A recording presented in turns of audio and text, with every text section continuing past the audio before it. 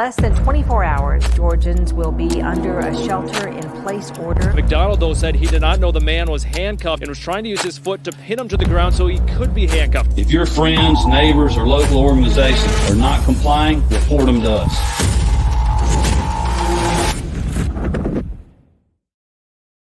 Howdy, y'all. Welcome to the Free Georgia Podcast. My name is Jake Green. Thank y'all so much for joining me today for this episode titled God Bless Bitcoin.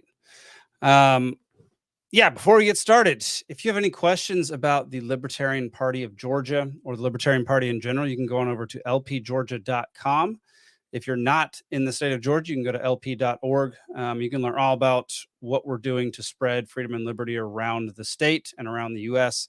You can get involved in all sorts of things. Hang on, let me get to the website. Goodness gracious. You can go check out our events. You can register to vote. You can submit a blog submission. You can run for office. You can sign up for Liberty Watch, which is Brian Allen's pet project of telling you all the legislation that will be passing through Georgia Congress. Very detailed, very informative. I would highly recommend signing up for Liberty Watch. But there's a whole bunch of things you can learn on here. You can visit our store. You can take the world's smallest political quiz and find out where you are on the political spectrum. If you don't already know, if you haven't taken it, I highly recommend taking it because it will probably tell you things that you didn't really realize. It did for me. So going over to lpgeorgia.com, you can also follow us on Twitter at lpgeorgia. And I am no longer able to stream this show on our X account. We are not I believe we don't have a premium subscription over on X. And so we are unable to, with the new rules, we are unable to live stream over there, which is really unfortunate. It's a ridiculous rule. You should be able to live stream over there no matter what, but it is what it is. I mean, it's only like $150 a year. So it's not like it's that expensive. Speaking of Libertarian Party of Georgia, we have a event coming up called The Great Create from September 27th through the 28th down at Omaha Brewing in Omaha, Georgia. This event is going to be spectacular. For those who didn't go last year, you really missed out. And this year is going to be much, much bigger. So you have a chance to make up for that missing out last year. If you go to thegreatcreate.org to get your tickets now, I believe there's different levels of tickets, if I'm not mistaken. I could be wrong. My internet is being extremely slow, so apologies on that. But we have a bunch of great speakers speaking. Here we go. Regular admission is $42. That's it. $42 for regular admission. It also has all these fireside fundraiser dinner tickets. You can get all these different dinner tickets, barbecue fundraiser, DIY table, all this kind of stuff. You can also become a sponsor. You can sponsor the event, which my show Liberty Libations is doing. You can sponsor the event, have a table in the hall, all these awesome benefits that go with sponsoring a big event like this one. But yeah, it is down in Omaha, Georgia. And the basic point of the Great Create is to kind of teach people and impart wisdom on different topics. So helping people become more self-sufficient, self-reliant, understand ways in which the government might not have your best interest at heart. There's going to be, like I said, some fantastic speakers. Will Harris from White Oaks Pastures. If you don't know White Oaks Pastures, go get your beef from them because their beef is phenomenal. It's regenerative farming based here in Georgia. Dude's been on Joe Rogan and a lot of other podcasts. He is a fantastic business owner, so you should go check that out. Alan Carroll from Fungi Farm is coming in from, I believe he lives in Alabama. Edgar Mills from Osprey Shooting Solutions. He's here every year gives a lot of talks on gun safety, as well as you can go up to Osprey Shooting Solutions in Rome, Georgia to learn about all there is to know about firearms and firearm safety and using firearms from a former Green Beret. So, and then we got a whole mess of other folks. We've got somebody from Moonday Naturals, Linux-based technology, two folks, Ethan Lee and Alex Moldenhauer, mushroom cultivation, regenerative farming, ranching, medicinal herbs, foraging, fireside cooking, drum circle, chicken keeping, not kitchen keeping. Good Lord. Chicken keeping, along with all these other things. So we're also doing a film festival, which we'll get to here in a little bit. But I visited the location last month with one of the creators of the event. And y'all, it's like last year's venue was great. It was perfect for what we needed last year. This year's venue is absolutely phenomenal. The brewery is beautiful. There's camping nearby. It's also a winery. It has indoor, outdoor spaces. The whole place is just lovely. It's going to be fantastic. Liberty Libations will be there with our own table. We're going to be having a couple live shows from there, as well as we're going to try to interview folks from the festival, people who are festival goers, speakers, all that stuff. So yeah, we'd love to see you down there at the Great Create down in Omaha, Georgia. All right, y'all. This past weekend, I went to Bitcoin conference up in Nashville. Went there with my wife and met up with Mr. Brad Binkley and his buddy Josh, where Brad and I shot a few interviews on site, specifically of this movie that has come out called God Bless Bitcoin, which is where we're getting the title of this episode. I can't speak highly enough about the Bitcoin conference. I mean, it was a blast. I learned a ton, and mind you, I was only there for one day because I got food poisoning on Friday night and spent the next 2 days dead on the floor of the bathroom. So only got to spend one day learning and chatting with like-minded folks, and man, it was absolutely fantastic. Learned a whole lot. Have more ideas on how to Bitcoin my life. Extremely powerful learning experience, and it was super cool. It was weird being at a conference where people weren't just bickering about useless things repeatedly ad nauseum. So everyone there is basically on the same page. I mean, people have little disagreements here and there about what's best, but it really doesn't matter because they're not actually in charge of Bitcoin. So everyone's there just to promote and share their ideas around Bitcoin and the use of it and how to turn it into a currency and what they're doing in their personal lives and all that kind of stuff. And it was just a really good time. And so let's see. Yeah, Brad and I were able to corner 5 of the folks who made this movie, God Bless Bitcoin. I'm going to show you all the trailer real quick, and then we can show bits of our interviews. So here we go.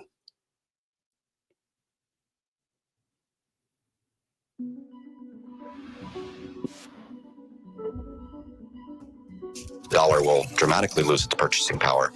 The more they print, the more it gets diluted. Who it's good for is the people at the tippy top.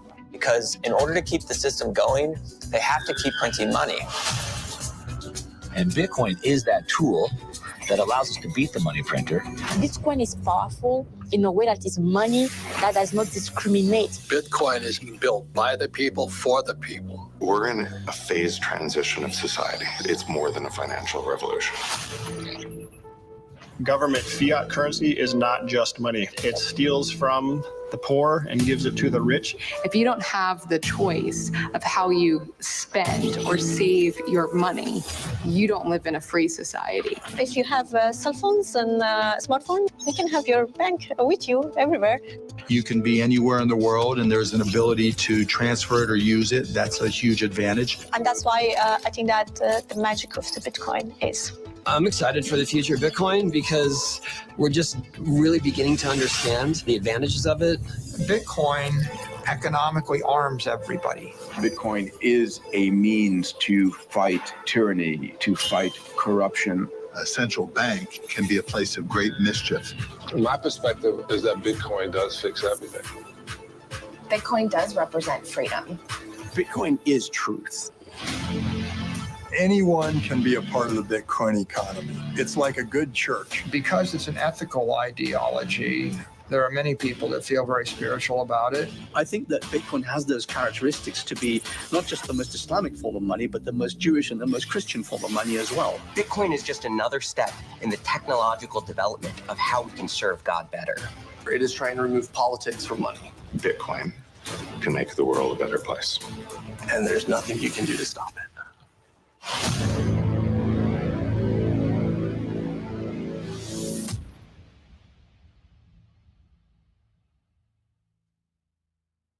So there you go. That was God Bless Bitcoin. That was the trailer. You can actually watch the entire film online right now at godblessbitcoin.com. But if you don't have the time for that and you are coming to the Great Create, it will be screened at the Great Create this year. God Bless Bitcoin will be coming to the Great Create. So you'll get to watch it on a much bigger screen there, along with a bunch of folks who are there to learn about Bitcoin as well. I watched the entire movie while I was at the conference, and it is one of the most jam-packed hour and 25 minutes of Bitcoin information that I have ever come across. There are so many people who are interviewed in this movie at great length, and they go into such great detail that, I mean, it's frankly kind of astonishing how they did this in 2 years. I mean, they flew all over the world, found all these different people and all these different cases where Bitcoin was used to help somebody in need, help somebody achieve freedom, help somebody retain their freedom. It's been used all over the world for all sorts of different things. And it was very impressive that they found all these folks and found all these instances and put them all into a film. Yeah. If you're going to watch it at home and you're going to watch it with somebody, it's not a movie where you can't just pause it. It's not one of those movies where you need the tone to continue throughout the whole thing and you can't pause it to talk about it. Highly recommend pausing it because you're going to be ingesting so much information that it's going to be hard to actually keep up, especially if you don't already know a lot of the fundamentals of Bitcoin.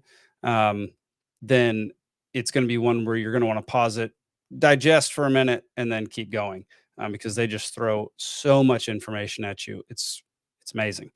But these, I'm going to show a few minutes of interviews that I did with Brad Binkley.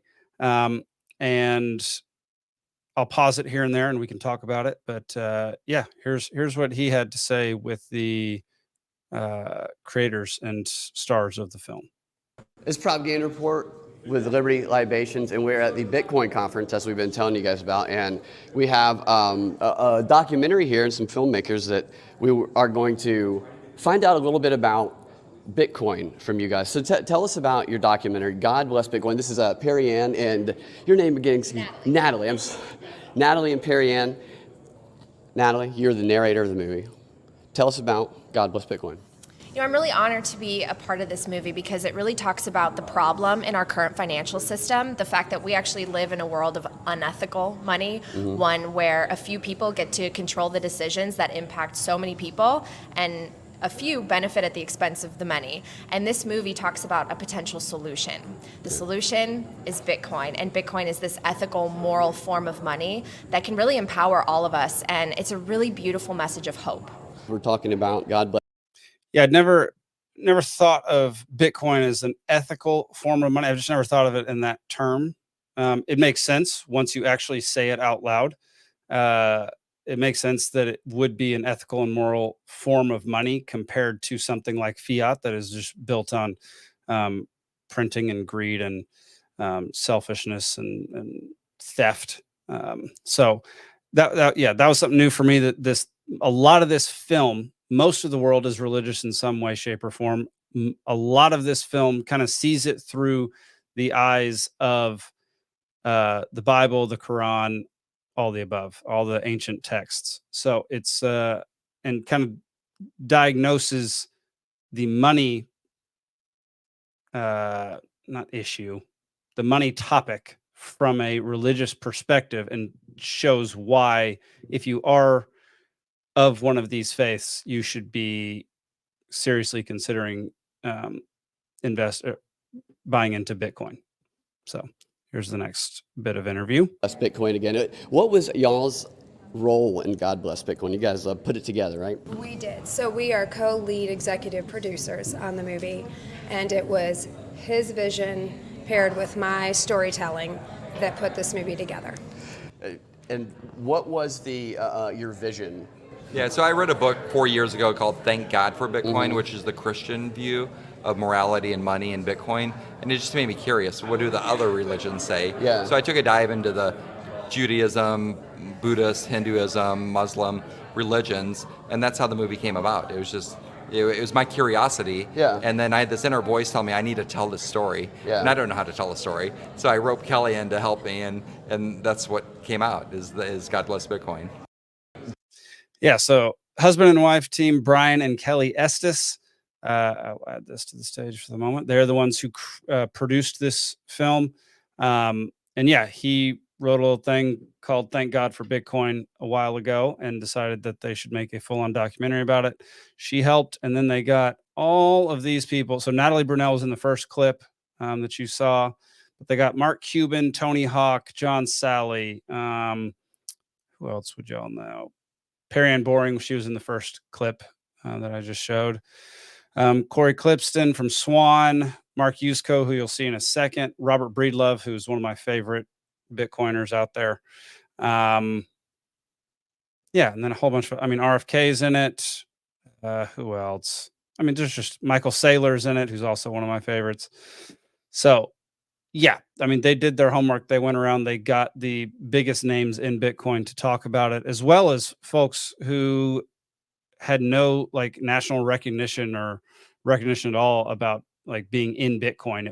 They got a bunch of religious clergymen, I guess, some priests, some pastors, and a whole bunch of other folks in order to cite things from the different texts.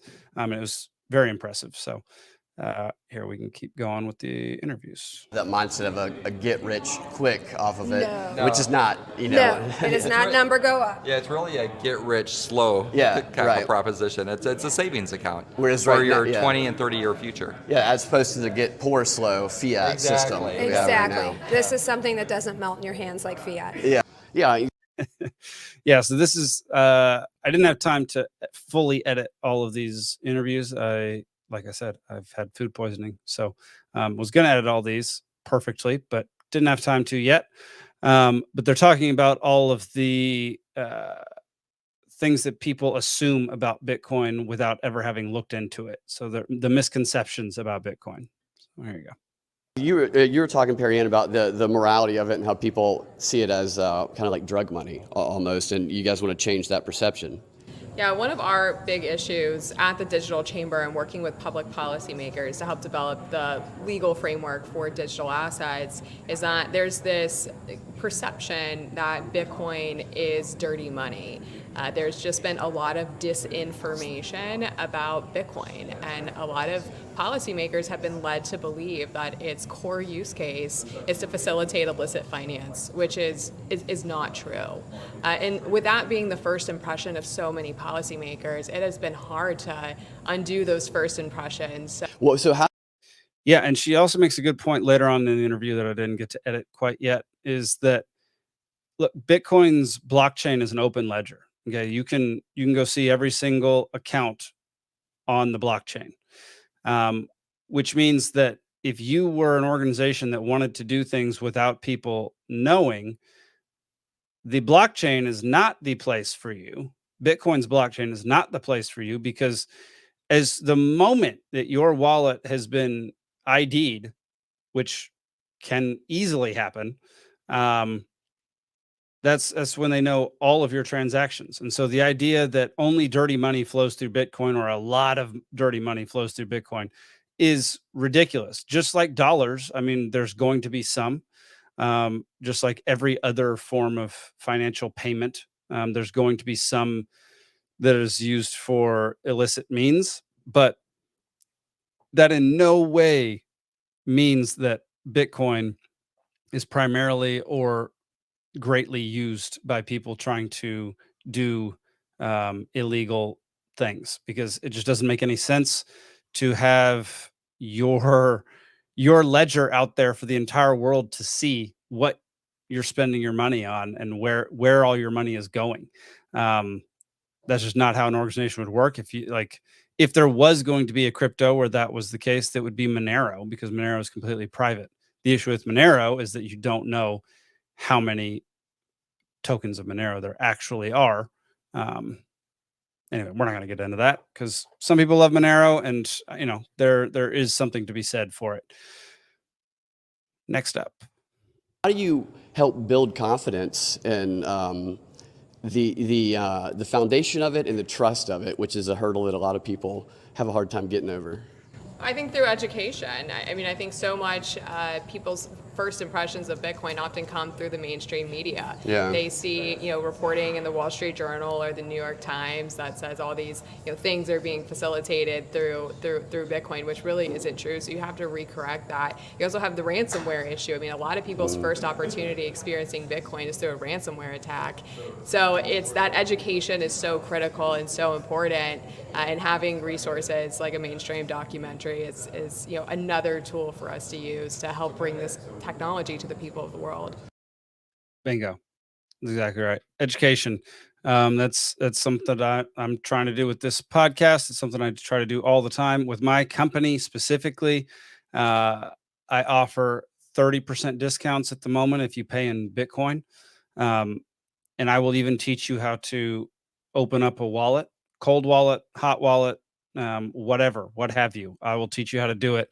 And then I'll give you my thoughts on what the best road is forward from there. But yeah, that's the key is continue to educate people, because a lot of people that I come in contact with assume that Bitcoin is only used for bad things, or extremely difficult to use, or just they only see the insurmountable obstacles in order to start actually using Bitcoin. So here's another. So the movie is basically 3 parts. What's going on with our current financial system? Why is everybody feeling the strain on their wallets, right? Why can't we keep up with inflation? What is inflation? People have a misconception. Inflation is the printing of money. It is the dilution of your purchasing power. And until you understand that, there's no need to understand Bitcoin, right, for those people. But then, once we've explained that, we explain on a macro level what Bitcoin is, to help people kind of wrap their heads around it. Because if you don't get it, then you're like, it's that funny money, I don't want to pay attention. So let's explain that. And now let's, through the world's religions, who are the base layer of ethics and morality, let's look at what their sacred scriptures say about how we are to use money and what money's purpose is. And then we use that lens to evaluate which is the more moral form of money. And so, of course, spoiler alert, Bitcoin wins. Yeah. The printing press busted the monopoly of the church. The internet busted the monopoly of governments, except for money.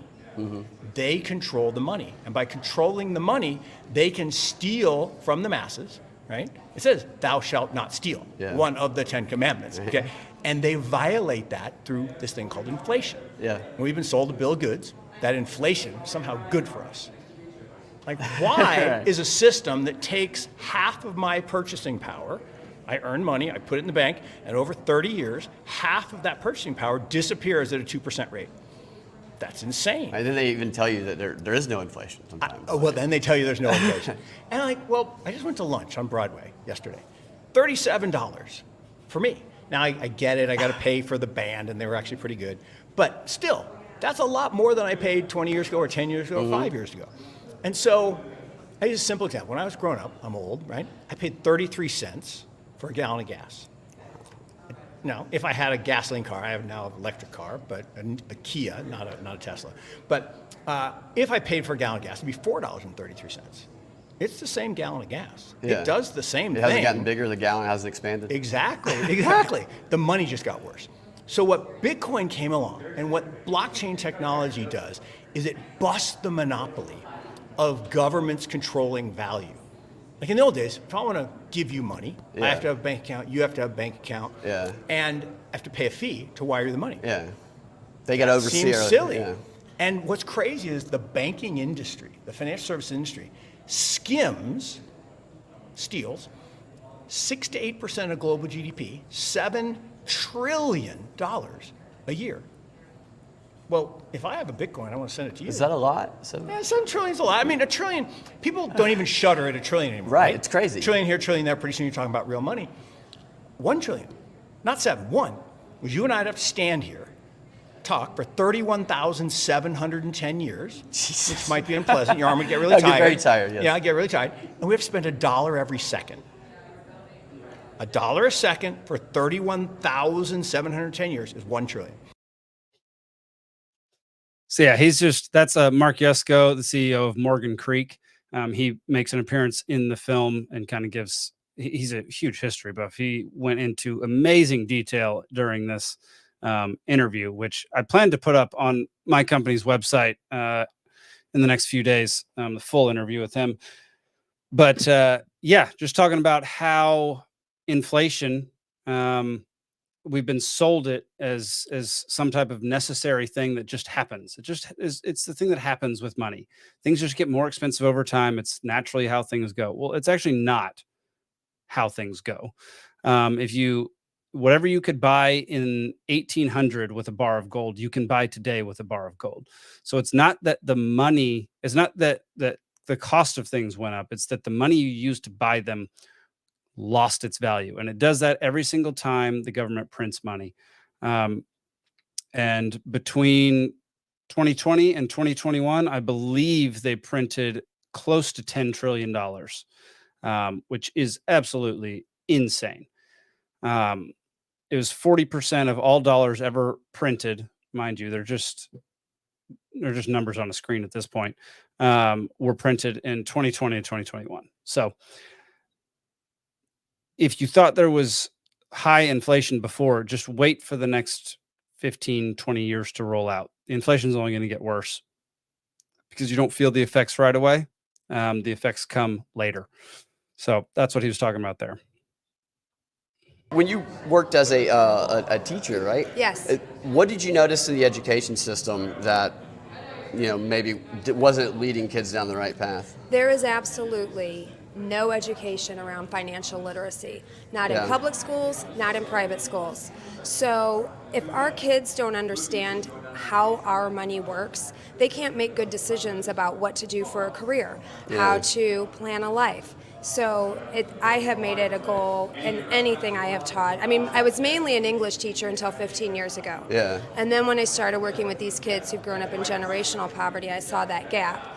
His background is in finance, so I roped him in to help me teach those kids the right information that they needed to know. So again, we teamed up. We lean on each other's strengths. It's a good combination. The economics background, finance, and the yang. Yeah, totally. I have an economics degree from University of Illinois. I have my MBA from Washington University. I did my study abroad at Cambridge University in England, London School of Economics. I didn't know how the financial system worked until about 10 years ago. Yeah. I wasn't taught. I didn't learn that until I was like in my mid-40s. So it was like I have all this education and they don't teach you about money, like how it really works. That's what our movie's about. Yeah. In the first 20 minutes, we lay out how money really works. And it's not ethical or moral how it works. Yeah. I think new technologies are all. Yeah, this is what one of the biggest issues is the problem around education, and no one's actually educated anybody on how finances and money actually work. She said that there's no private schools or public schools that are teaching a proper education on finance. He went to all of those colleges, universities, bachelor's, master's, all of it, PhD, and he still didn't know how the money system worked until 10 years ago. That's insane. So it's not like I grew up knowing how the system worked either. It wasn't until 2020, maybe end of 2019, that I really started looking into it. We read the Bitcoin Standard. I read Creature from Jekyll Island. I read Economics in One Lesson by Henry Hazlitt. Highly recommend. Creature from Jekyll Island as well, but only if you're a voracious reader, because that is a mountain of a book. Bitcoin Standard is pretty easy to read as well, so highly recommend that. Started listening to economics podcasts, and now I'm reading things like The Theory of Money and Credit by Ludwig von Mises, which is, if you don't like economics, don't pick up that book, because that is a dense, very difficult read. It's a very difficult read, but well worth it. I'm getting so many good tidbits out of it. So the more you read about actual sound economics, the more you'll understand how the world isn't supposed to be what it is today.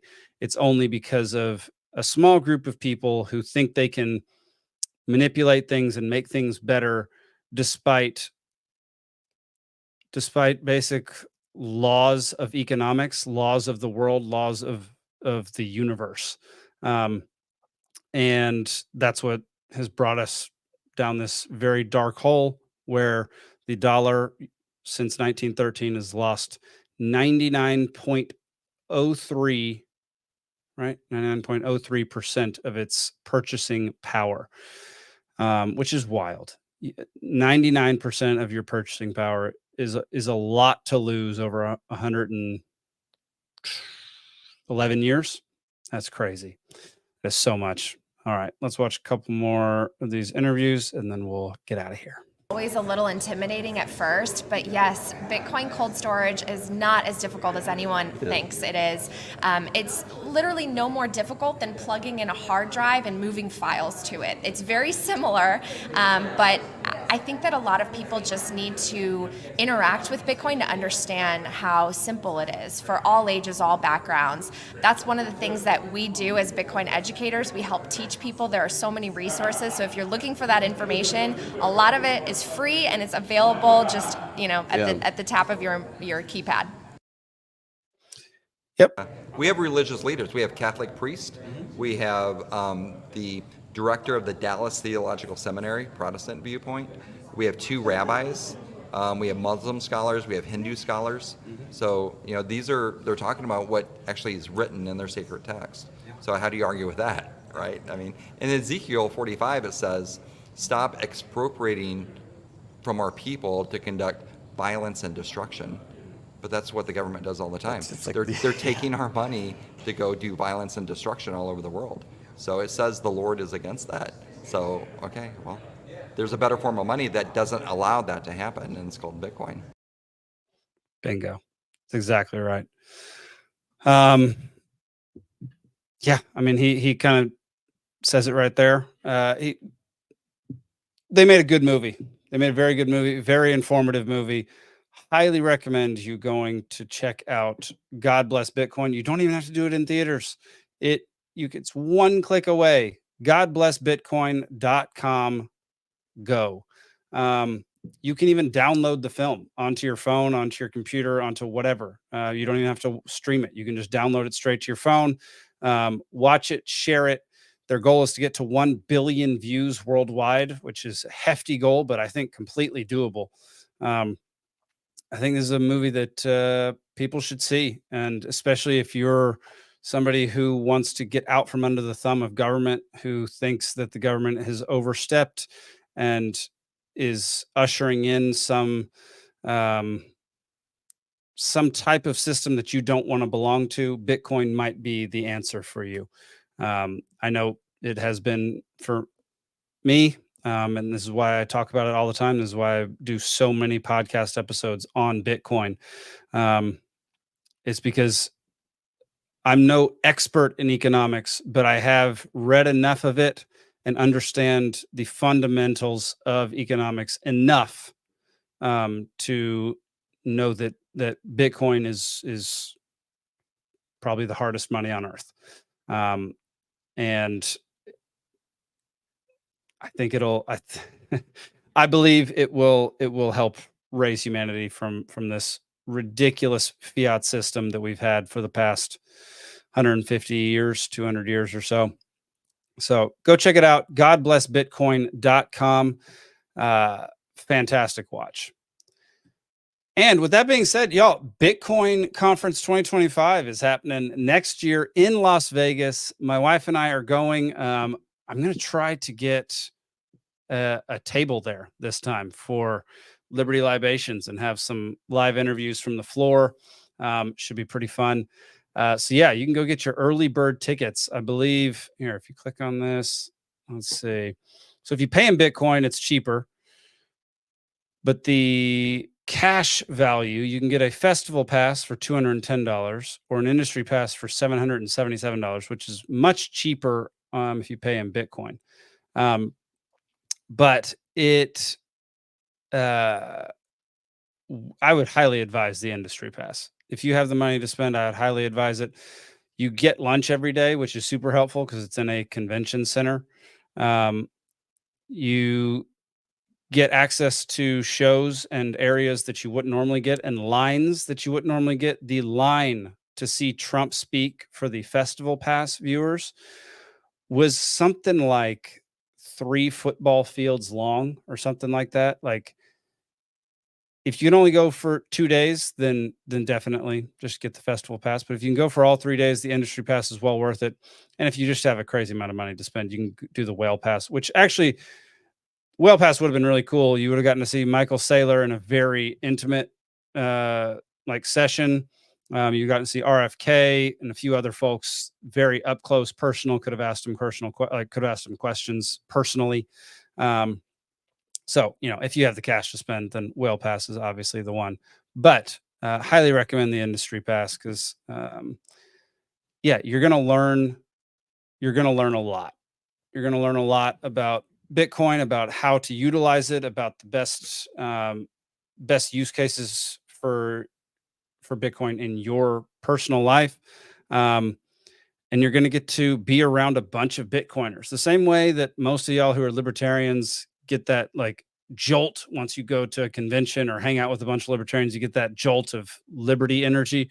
Well, man, you get a freaking orange beam of lightning through you with Bitcoin energy after going to one of these things. So highly recommend going to Vegas next year for that. It's May 27th and 29th through the 29th.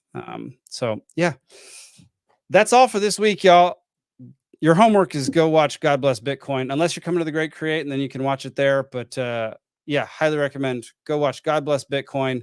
And tune into Liberty Libations every Thursday night at 8 p.m. And we'll see you next week here on the Free Georgia Podcast. Peace.